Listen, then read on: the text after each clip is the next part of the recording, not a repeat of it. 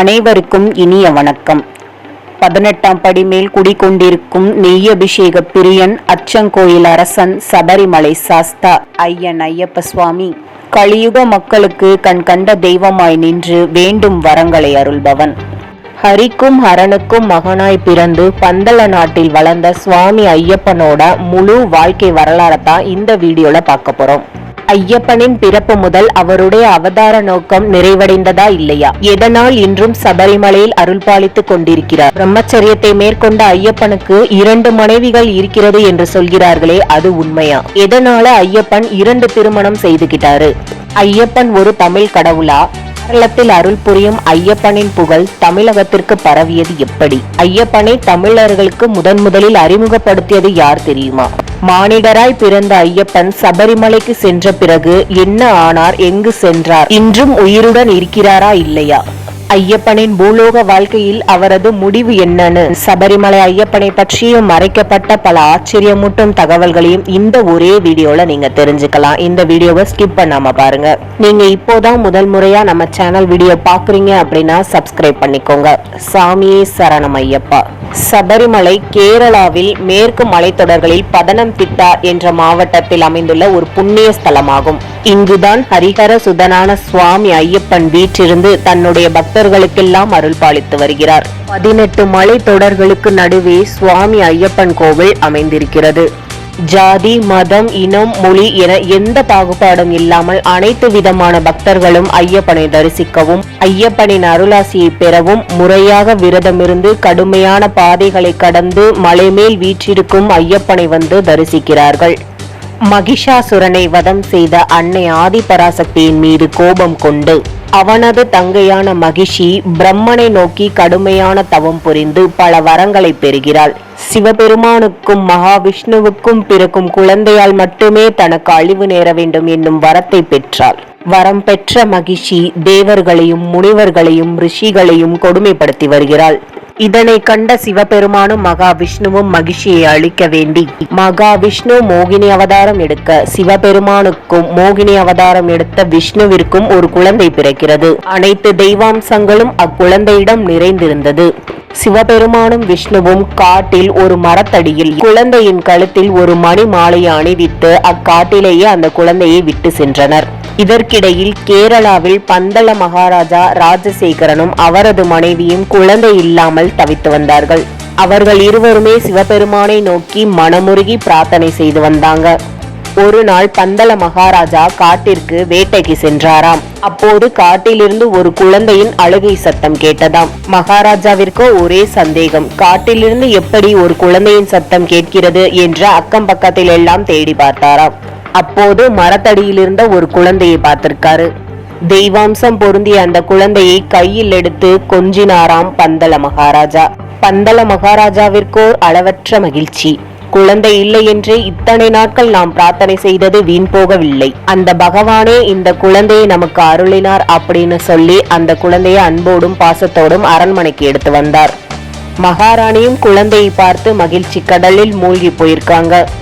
அந்த குழந்தையை கண்ட ஜோதிடர்கள், இந்த குழந்தை தெய்வாம்சம் நிறைந்த குழந்தை, உனது அரச குலத்தின் எல்லா துன்பங்களையும் இவன் நீக்குவான் என்றும், சிறுவனுக்கு 12 வயது ஆகும்போது மன்னன் ராஜசேகரனுக்கு அக்குழந்தையை பற்றிய தெய்வீக தன்மையை அறிந்து கொள்ள முடியும் என்றும் கூறினார்கள். கழுத்தில் மணிமாலையுடன் இருந்ததால் மணிகண்டன் என்று பெயர் சூட்டி மிகவும் அன்புடனும் பாசத்தோடும் வளர்த்து வந்தார்கள். நாளடைவில் மகாராணியும் கர்ப்பமுற்று மற்றொரு ஆண் குழந்தையை பெற்றெடுத்திருக்காங்க. அந்த குழந்தைக்கு ராஜராஜன் அப்படின்னு பெயர் சூட்டியிருக்காங்க. அதனால் மகாராஜாவிற்கும் மகாராணிக்கும் சந்தோஷத்திற்கு எல்லையே இல்லை. மணிகண்டன் வந்த நேரமே நமக்கு மற்றொரு குழந்தை கிடைத்திருக்கிறது என்றே நினைத்தார்கள். அதன் பிறகு ஐயப்பனை குருகுலத்திற்கு அனுப்பி அனைத்து வித்தைகளையும் கற்று வருமாறு அனுப்பியிருக்கிறார்கள். மணிகண்டரோ அனைத்து வித்தையிலும் சிறந்து விளங்கியிருக்காரு. தனக்கு வித்தைகள் சொல்லிக் கொடுத்த குருவிற்கு நன்றி செலுத்தும் விதமாக அவரது வாய் பேச முடியாத குழந்தையை பேச வைத்து குரு தட்சணை கொடுத்திருக்காரு. குருகுலத்திலிருந்து ராஜ்யம் திரும்பியதும் ஐயப்பனுக்கு பட்டாபிஷேகம் செய்ய பந்தள மகாராஜா முடிவு செய்தாராம். பந்தள மகாராஜா தனக்கோ வயதாகிவிட்டே போகிறது, அதனால் பட்டத்து இளவரசனான மணிகண்டனை கூடிய சீக்கிரம் அரசனாக முடிசூட்டணும்னு சொல்றாரு. இதை கேட்டதும் தீய எண்ணம் கொண்ட மந்திரி, வயசான இந்த அரசனுக்கு பிறகு நமக்கு தான் இந்த அரச பதவி கிடைக்கும்னு பார்த்தா இப்ப எங்கேயோ இருந்து வந்த இந்த சின்ன பையனுக்கு அரச பதவியை கொடுக்க போறாரேன்னு எப்படியாவது மணிகண்டனை வதம் செய்யணும்னு பல சதி செயல்களை செய்தாராம். மகாராணியோட மனசுலயும் கொஞ்சம் கொஞ்சமா நஞ்ச விதைக்க ஆரம்பிக்கிறாரு. மந்திரி மகாராணி கிட்ட போய், உங்களுக்கு பிறந்த குழந்தை இருக்கும்போது மன்னர் ஏன் மணிகண்டருக்கு பட்டாபிஷேகம் செய்யறாருன்னு ராஜராஜனுக்கு பதிலாக மணிகண்டன் தான் அடுத்த அரசனாகி விடுவான் போலிருக்கிறதே என்று ராணியின் மனதில் நஞ்சை விதைக்கிறான் மந்திரி. மந்திரியின் சூழ்ச்சியால் மகாராணி தனக்கு தீராத வயிற்றுவலி ஏற்பட்டதென்றும் அரண்மனை வைத்தியரை கொண்டு இதற்கு புலிப்பால் கொண்டு வந்தாதான் இந்த வயிற்றுவலியை சரி செய்ய முடியும் என்றும் சொல்ல வைக்கிறாள். இதை கேட்ட பாசக்கார மணிகண்டரும் தன் அம்மாவிற்கு புலிப்பால் கொண்டு வந்தால்தான் இது சரியாகும் என்று இப்போதே காட்டிற்கு சென்று புலிப்பால் கொண்டு வருகிறேன் என்று கிளம்பினாராம். இதனை பந்தள மகாராஜா எவ்வளவோ தடுத்தும் மணிகண்டன் கேட்கவில்லையாம். நான் கண்டிப்பா போய் புலிப்பால் கொண்டு வந்து அம்மாவோட பிரச்சனைய சரி செய்வேன் அப்படின்னு சொல்லியிருக்காரு. பந்தள மகாராஜா அவரது மகன் சாப்பிட்றதுக்காக அவருக்கு பிடிச்ச நெய் பலகாரங்களும் சிவனோட துணை எப்பவுமே இருக்கணுங்கிறதுக்காக சிவனோட அம்சம் பொருந்திய 3 கண் உடைய தேங்காயில விஷ்ணுவோட அம்சமான நெய்யை ஊத்தி இருமுடி கட்டி அனுப்பியிருக்காரு. இந்த பழக்கம்தான் இன்று வரை இருமுடி கட்டும் போது நடந்து கொண்டிருக்கிறது. 3 கண் உடைய தேங்காயில் நெய்யை நிரப்பி அதை ஐயப்பனுக்கு அபிஷேகம் செய்ய ஒரு பகுதியாகவும் மற்றொரு பகுதியில் அவர்களுக்கு வேண்டிய தின்பண்டங்களையும் வைத்து இருமுடி கட்டி அனுப்புகிறார்கள். நாம நல்லபடியா முறையா விரதம் இருந்து போனோம்னா அந்த நெய் எவ்வளவு மாதங்கள் ஆனாலும் கெட்டு போகாமலும் மனம் மாறாமலும் இருக்குமாம். மலையேறி செல்ல செல்ல நாம் கொண்டு சென்ற தின்பண்டங்கள் குறைந்து இறுதியில் ஐயப்பனுக்கு கொண்டு சென்ற அபிஷேக பொருட்கள் மட்டுமே இருக்கும். ஐயப்பன் புலிப்பால் கொண்டு வர காட்டுக்குள்ள போறாரு. காட்டுக்குள்ள வந்து கொண்டிருந்த ஐயப்பனை மகிஷி தடுத்து நிறுத்தியிருக்கா. வில்லாளி வீரனான ஐயப்பன் மகிஷியோட சண்டை போட்டிருக்காரு. மகிஷிக்கு நிலத்துல விழுந்தா மீண்டும் மீண்டும் எழுந்திருக்கிற சக்தி இருந்துச்சு.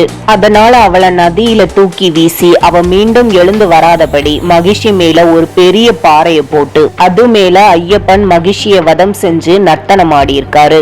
இறுதியில் மகிஷியும் அழிஞ்சு போயிருக்கா. ஐயப்பனோட பாதம் பட்டதால அரக்கி மகிஷி ஒரு அழகான பெண்ணாக மாறி ஐயப்பனின் பாதம் பணிந்தாளாம். என்னை காப்பாத்தின நீங்களே என்ன திருமணம் செஞ்சுக்கோங்கன்னு கேட்டிருக்கா. அப்போ ஐயப்பன், சபரிமலைக்கு எந்த வருடம் கன்னிசாமி மாலை போட்டு என்ன தரிசனம் செய்ய வரலையோ அன்றைக்கு உங்களை நான் திருமணம் செய்து கொள்கிறேன் என்று வாக்கு கொடுத்தாராம். மேலும் என் சன்னதிக்கு அருகில் மஞ்சள் மாதாவாக இருந்து இங்கு வரும் பக்தர்களின் வேண்டுதல்களை நிறைவேற்றி வைங்கன்னு சொல்லியிருக்காரு. அதனாலதான் மஞ்சள் மாதா லீலாவதி மாளிகைபுரத்தம்மாள் என்ற பெயர்ல அருள் பாலிச்சிட்டு வரா மகிஷி. எருமை உருவம் கொண்ட மகிஷியை வாவரின் உதவியோடு வதம் செய்து எருமை கொல்லியான அந்த இடத்தை எருமேலி என்றும் அழைக்கிறார்கள். இந்த எருமேலியில வாவர்ன இங்கே இருந்து என்ன பார்க்க வரும் பக்தர்களுக்கு எந்த தீங்கும் நேராம இங்கே இருந்து காவல் புரிங்கன்னு சொல்லியிருக்காரு. மகிஷியின் அழிவால் தேவர்களும் முனிவர்களும் ரிஷிகளும் மகிழ்ச்சி அடைஞ்சிருக்காங்க. ஐயப்பன் மகிஷிய வதம் செஞ்சுட்டு புலிகளை பார்க்க போறாரு. புலிகள் எல்லாம் ஐயப்பனை பார்த்து வணங்கி தனது தோளின் மீது அமர வைத்து 100கணக்கான புலிப்படை சூழ பந்தள நாட்டிற்கு வந்திருக்கார் ஐயப்பன். இந்த கண்கொள்ளா காட்சியை பார்த்த எல்லாரும் வாயடைச்சு போய் உறைஞ்சு நின்று இருக்காங்க. யாராலையும் கிட்ட கூட நெருங்க முடியாத புலியின் மடியிலிருந்து பால் எடுத்துட்டு வா அப்படின்னு சொல்லி அனுப்புனா 100கணக்கான புலிப்படைகள் சூழ அரண்மனைக்கு வந்ததை பார்த்து மந்திரியும் அரசியும் தான் செய்த தவறுக்கு மன்னிப்பு கேட்டார்களாம். ஐயப்பனும் தனது அவதார நோக்கம் நிறைவேறி விட்டதாகவும், நான் பூமியில் எதற்காக பிறந்தேனோ அந்த வேலை முடிந்து விட்டது, அதனால் நான் தேவலோகம் செல்கிறேன் என்றாராம். மகனை பிரிய போகிறோமே என்று மனமுடைந்த பந்தள மன்னன் ஐயப்பனிடம், பகவானே, நீங்கள் எங்களோடு இருந்ததற்கு அடையாளமாக நான் ஒரு கோவில் கட்ட விரும்புகிறேன், அந்த கோவிலை எங்கு கட்டலாம்னு சொல்லுங்கன்னு கேட்டிருக்காரு. அப்போ ஐயப்பன் ஒரு அம்பு எடுத்து எய்திருக்காரு. இந்த அம்பு எங்கு போய் விழுகிறதோ அங்கே எனக்கு ஒரு கோயில் கட்டுங்கன்னு சொல்லியிருக்காரு. அந்த அம்பு சபரிமலையில போய் விழுந்திருக்கு. அங்கு 18 படிகளுடன் கிழக்கை நோக்கி தனக்கும் அதன் அருகில் மாளிகைபுரத்தம்மனுக்கு கோயில் கட்டுங்கன்னு சொல்லிட்டு மணிகண்டனாகிய ஐயப்பன் தேவலோகம் சென்றதாக கூறப்படுகிறது. மணிகண்டனின் கட்டளைப்படி அகத்திய முனிவரின் ஆலோசனையின் பேரில் பந்தல மன்னன் ஊன் உறக்கமின்றி அவரே மேற்பார்வையிட்டு 18 படிகளோடு கூடிய ஒரு அழகிய கோவிலை கட்டியிருக்காரு. அதன் பக்கத்திலே மகிஷிக்கு கோயிலின் இடதுபுறம் மாளிகைபுரத்தம்மன் என்ற பெயரில் அமர்ந்து இங்கே தன்னை தரிசிக்க வரும் பக்தர்களுக்கு அருள் பாலித்திட வேண்டும் என்று ஐயப்பன் கேட்டதற்காக அந்த பெண் சபரிமலையில மஞ்சள் மாதாவாக மாளிகைபுரத்தம்மன் என்ற பெயரில் அருள் பாலித்து வருகிறார். அடுத்ததாக ஐயப்பனின் மனைவிகள் மற்றும் திருமணம் எப்படி நடந்ததுன்னு தெரிஞ்சுக்கலாம். ஐயப்பன் பிரம்மச்சரிய விரதத்தை கடைபிடிக்க போவதாக சொன்னாரே, அப்புறம் எப்படி அவருக்கு 2 மனைவிகள் என்று கேட்டா, முருகப்பெருமான வட இந்தியால பிரம்மச்சாரி கார்த்திகேயன்னு சொல்லி வழிபடுவாங்க. நம்ம தென்னிந்தியால முருகனுக்கு 2 மனைவிகள் இருக்காங்கன்னு சொல்லி வழிபட்டுட்டு வரோம். அதே கொஞ்சம் வித்தியாசமா நாம விநாயகரை பிரம்மச்சாரின்னு சொல்றோம். அதே வட இந்தியால விநாயகருக்கு சித்தி புத்தின்னு 2 மனைவிகள் இருக்கிறதா சொல்லி வழிபட்டு வர்றாங்க. ஆனா ஐயப்பனுக்கு சவுத் இந்தியா நார்த் இந்தியான்ற பிரச்சனை எல்லாம் தேவையில்லை. ஒரே மாநிலத்திலேயே அவரை பிரம்மச்சாரியாவும் வழிபடுறாங்க, 2 மனைவிகளோடையும் வழிபடுறாங்க. முருகப்பெருமானுக்கு எப்படி தமிழகத்தில் 6 படை வீடுகள் இருக்கிறதோ அது போலவே ஐயப்பனுக்கு கேரளாவில் 6 படை வீடுகள் இருக்கிறதாம். அதுல சபரிமலை முதன்மையான இடமாகும். இங்கு ஐயப்பன் பிரம்மச்சாரியா காட்சி கொடுத்து வர்றாரு. ஆரியங்காவு என்ற இடத்தில் 1 மனைவியோடும், அச்சங்கோயில் என்ற இடத்துல 2 மனைவிகளோடும் காட்சி கொடுத்து வர்றாரு நம்ம ஐயப்பன். ஐயப்பனின் 2வது படை வீடுதான் அச்சங்கோயில். 6 படை வீடுகளான ஐயப்பன் கோவில்களில் சபரிமலையில் பிரம்மச்சாரியாகவும், மற்ற இடங்களில் குழந்தையாகவும், வேட்டை மன்னனாகவும், 1 மனைவி மற்றும் 2 மனைவி என்று குடும்பஸ்தராகவும் காட்சியளிக்கிறார் ஐயப்பன். இதுல சபரிமலைக்கு மட்டும் குறிப்பிட்ட வயது பெண்கள் வராதீங்க, ஏனென்றால் அங்கு ஐயப்பன் பிரம்மச்சரிய விரதத்தை மேற்கொண்டுள்ளார் அப்படிங்கறதுனால சொல்றாங்க. மற்ற 5 படை வீடுகளுக்கும் பெண்கள் தாராளமாக தரிசனம் செய்துட்டு வரலாம்னு சொல்லியிருக்காங்க. பரசுராமர் தான் தர்ம சாஸ்தாவான ஐயப்பனுக்கு தனது கைகளாலேயே சிலைகளை செய்து பிரதிஷ்டை செய்ததாக கேள்விப்பட்டிருப்போம். அவை நெருப்பு, இயற்கை சீற்றங்கள், இஸ்லாமிய படையெடுப்பு என பல்வேறு காரணங்களால அந்த சிலையெல்லாம் சேதமடைஞ்சிருக்கு. ஆனா அச்சங்கோயில்ல மட்டும்தான் பரசுராமர் பிரதிஷ்டை செஞ்ச அதே பழைய சிலை இன்னும் இருக்கிறது. அதனாலேயே அச்சன் கோயில் ரொம்ப சிறப்பு வாய்ந்தது. சபரிமலையில் பிரம்மச்சாரியாக வீற்றிருக்கும் ஐயப்பன் ஆரியங்காவு சாஸ்தா கோயில்களில் கிருகஸ்தனாக அருள் பாலிக்கிறார். திருமண தடை உள்ளவங்க இந்த கோயில்களை வேண்டிக்கிட்டா விரைவில் திருமணம் நடக்கும்ங்கிறது நம்பிக்கையானது. ஐயப்பனுக்கு பல்வேறு கோயில்களை கட்டிய பரசுராமர் தான் இந்த கோயிலையும் கட்டியிருக்காரு. ஐயப்பன் தன்னோட ராஜவம்சத்து பெற்றோருக்காக ஒவ்வொரு வருடமும் மகர சங்கராந்தி அன்று உத்திர நட்சத்திரத்தில் பொன்னம்பல மேடையில் ஜோதி வடிவில் காட்சி தருவதாக ஐதீகம். இதுக்காக இன்றும் ராஜவம்சத்து வாரிசுகள் தங்கம், வைரம் உட்பட ஐயப்பனுக்கு சாத்தி ஜோதியை வழிபட்டு வர்றது வழக்கமா இருக்கு. ஐயப்பனுக்கு ஆண்டு முழுவதும் மேல் சாந்திகள் தான் வழிபாட மேற்கொள்வாங்க. ஆனா ஜனவரி 15 மகர பூஜையிலிருந்து ஜனவரி 20ஆம் தேதி வரை ஐயப்பனுக்கு ராஜவம்சத்து வாரிசுகள் தான் பூஜைகள் செய்வாங்க. இதற்காக ராஜவம்சத்தை சேர்ந்த 3 பேர் ஆபரண பெட்டிகளோட வருவாங்க. புல்மேடு பகுதியில் இருந்து பார்த்தால் மகர ஜோதி தெளிவாக தெரியும் என்பதனால் நிறைய பக்தர்கள் அந்த வழியே செல்கிறார்கள். தனது அவதார நோக்கத்தை முடிவு செய்ய வந்த ஹரிஹரன் மகன் மணிகண்டன் மகிஷியை வதம் செய்து தேவலோகம் சென்றதாகவும், தனது ராஜவம்சத்து பெற்றோருக்காக மகர ஜோதியாகவும், கலியுக மக்களின் கஷ்டங்களை தீர்க்க சபரிமலையில் 18ஆம் படி மேல் தியான நிலையில் அமர்ந்து தன்னை காண வரும் பக்தர்களுக்கு காட்சி கொடுத்துட்டு இருக்காரு. கடுமையாக விரதம் இருந்து சபரிமலைக்கு செல்லவிருக்கும் பக்தர்களுக்கு ஏதேனும் ஆபத்தோ இடையூறோ ஏற்பட்டால் அந்த ஆபத்திலிருந்து பக்தர்களை காக்க அந்த மணிகண்டன் எந்த ரூபம் எடுத்தாவது நம் கண்முன் வந்து நிற்பார். இந்த அனுபவத்தை சபரிமலைக்கு சென்ற நிறைய பக்தர்கள் உணர்ந்திருக்காங்க.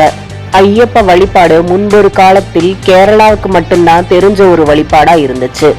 பந்தல மகாராஜாவுக்கு வளர்ப்பு மகனாக இருந்த ஐயப்பன் பந்தல தேசத்தின் பாரம்பரியத்திலிருந்து வந்ததால் அவர்களுக்கு மட்டுமே தெரிந்த சுவாமியாதான் ஐயப்பன் இருந்தாரு.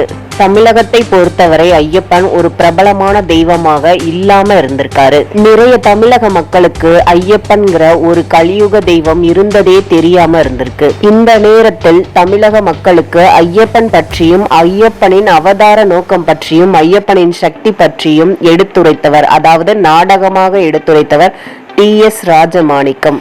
இவர்தான் கலியுக கடவுள் ஐயப்பனை தமிழர்களுக்கு அறிமுகப்படுத்தியவர். ஸ்ரீ ஐயப்பன்கிற பேர்ல ஒரு நாடகத்தை நடத்தி தமிழர்களுக்கு ஐயப்பனோட பெருமையையும் ஐயப்பனோட சக்தியையும் எடுத்துரைத்தவர். ஸ்ரீ ஐயப்பன்ற நாடகத்துல ஐயப்பனோட அவதாரத்தை மட்டும் சொல்லாம ஐயப்பனுக்கு எப்படி விரதம் இருக்கணும்னு சொல்லியிருக்காங்க. அதன் பிறகுதான் தமிழ்நாட்டில் உள்ள லட்சக்கணக்கான பக்தர்கள் ஸ்ரீ ஐயப்பனின் அருளை தெரிந்து கொண்டு அவருக்கு மாலை போட்டு விரதம் இருந்து கோயிலுக்கு போய் தரிசனம் செஞ்சுட்டு வந்திருக்காங்க. இந்த வீடியோல ஐயப்பனோட முழு வாழ்க்கை வரலாற்றையும் தெரிஞ்சுக்கிட்டோம். வீடியோ பிடிச்சிருந்தா லைக் பண்ணுங்க. நீங்க சபரிமலைக்கு போயிட்டு வந்த அனுபவத்தை பத்தி கமெண்ட்ல சொல்லுங்க. இந்த வீடியோவை ஐயப்ப பக்தர்களோட மறக்காம ஷேர் பண்ணுங்க. கார்த்திகை மாத இந்த விரத நாட்கள்ல ஐயப்பனோட புகழும் அருளும் எல்லோருக்கும் கிடைக்கட்டும். சுவாமியே சரணம் ஐயப்பா.